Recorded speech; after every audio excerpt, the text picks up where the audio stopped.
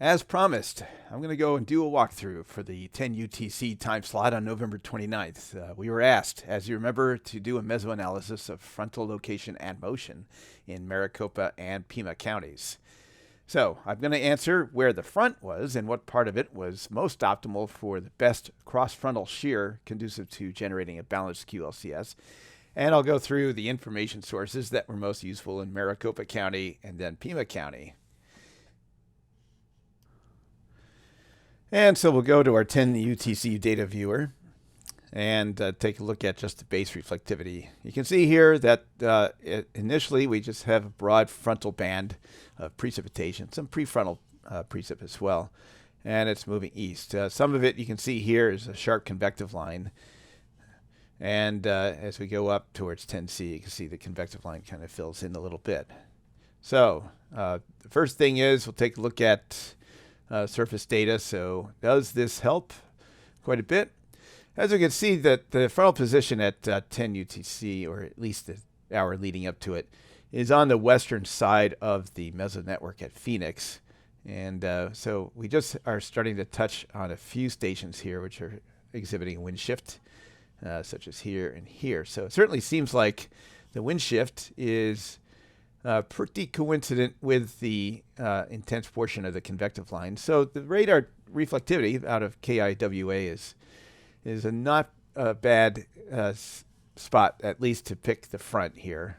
And we can see if the orientation of the front has some more, let's say, meso-gamma undulations. So we'll take a look at that here coming up by looking at the velocity data. And velocity data shows indeed there are. We can see up here, close to the 9:09:53 time, you can see that there are a lot of wiggles right up here. It seems to be a bowing segment along that convective line. And then further south, if we kind of scroll back and forth, you can see a reduction in the inbound velocity here, and that is where the wind shift is occurring. But a lot of the front is actually a little bit too shallow for the beam to actually intersect and get into the post-frontal air. And so we still see a lot of, not a sharp wind shift, at least here. But the reduction seems to be coincident with the stations, at least right up here. And then maybe, well, not quite down here. We can't tell. We don't have any surface data where that front did slice through to see for sure. But up here we do, and there is definitely, we see the velocity gradient. We can see the post-frontal winds in the surface obs.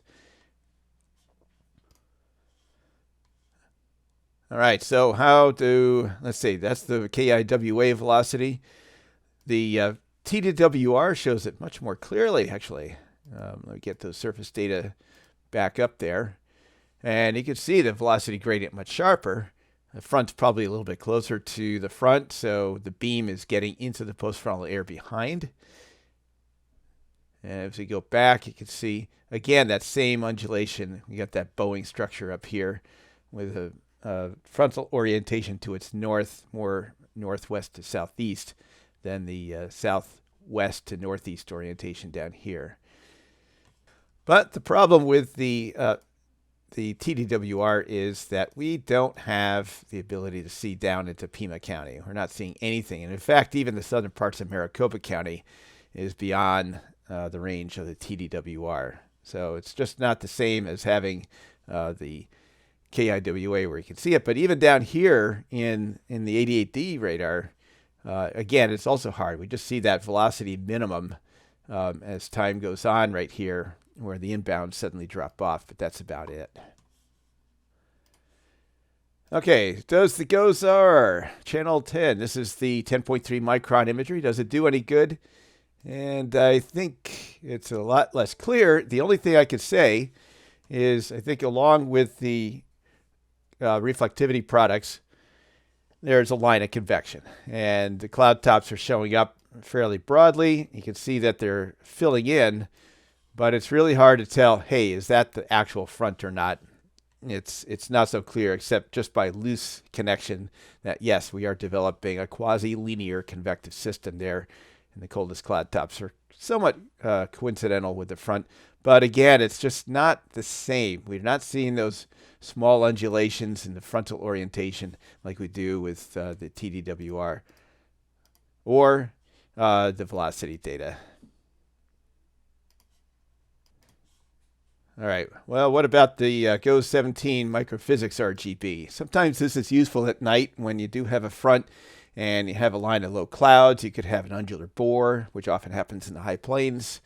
Or let's say just some kind of a cloud band or a roll cloud associated with a sharp boundary like this. And unfortunately, with the deep convection right over, we're not seeing anything. Now, ahead of it, we are seeing some low clouds over here. You can see in this area in the kind of darkish pink or purple, and then the brighter colors, there's some evidence of lower clouds, but again, that's not really providing us much information. So we'll scratch that one.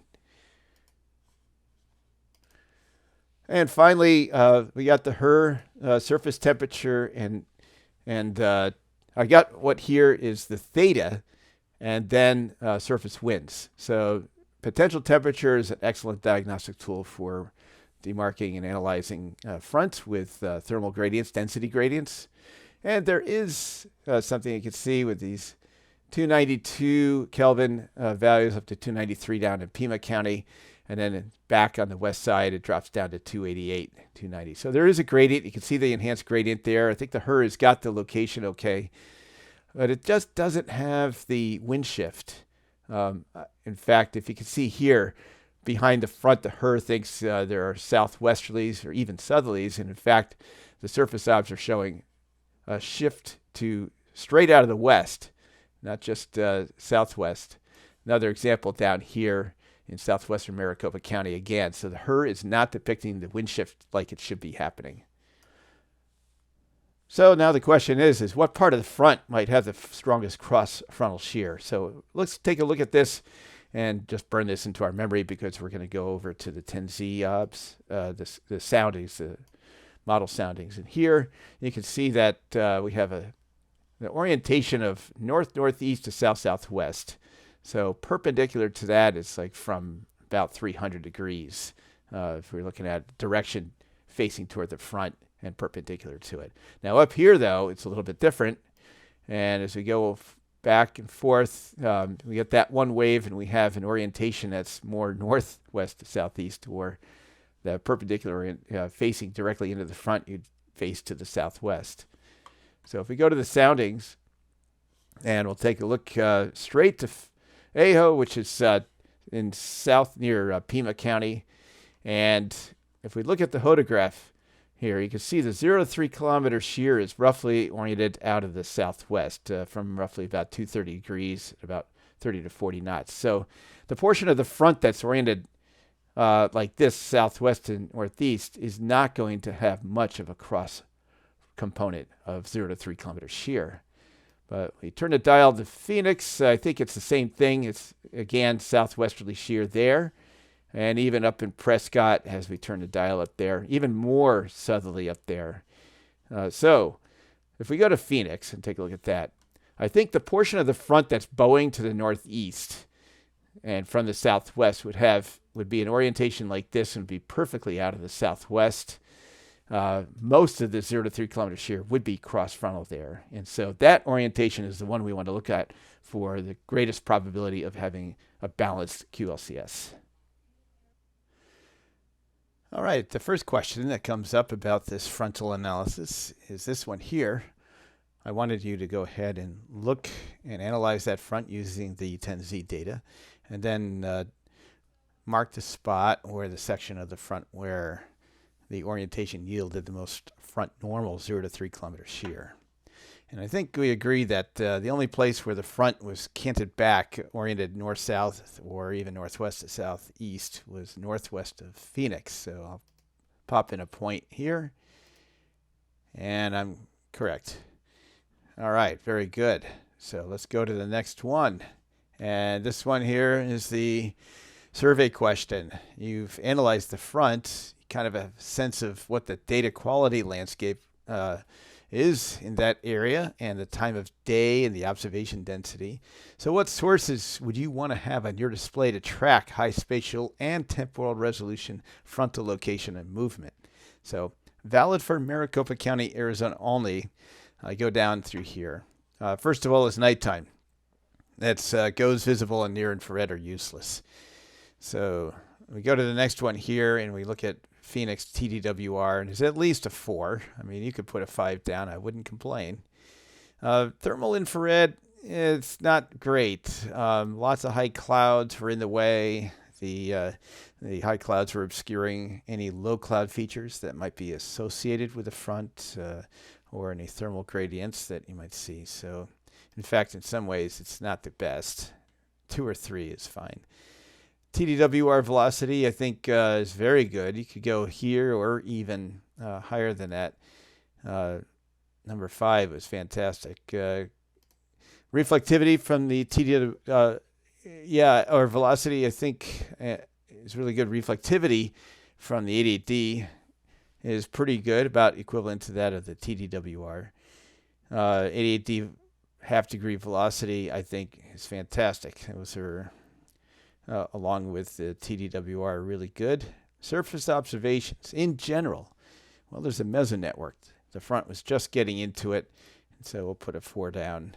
And this wrap in surface HERB wind temperature forecasts. It was okay on a short term, but it didn't have the details of the frontal orientation, so I put a neutral on that. All right, so that's just a survey. It's not right or wrong. Pima County, on the other hand, it's a lot farther away from the metro and all its rich data sources. So when we do this, first of all, goes visible in near infrared. It's still night down there in Pima County, so it's no good. Thermal infrared for goes, same thing. Surface observations, it's pretty not, it's neutral to almost not useful down there because there are so few. And so we still have HER and RAP as something that is good to spring off of.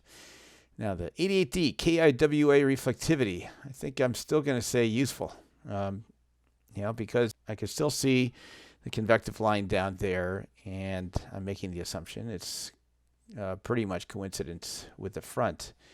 Velocity, the same thing. I think it was useful. In fact, it might be the most useful down there, but you can't see. The beam is overshooting much of it, much of the inbounds or post-frontal winds, so it's not easy to see. But we did see a little bit of a gradient in velocity, which kind of looked like it was associated with the front. Phoenix, TPHX TDWR reflectivity, again, not useful. It's out of range. Same with velocity. So that's the difference down there, along with surface observations being not useful.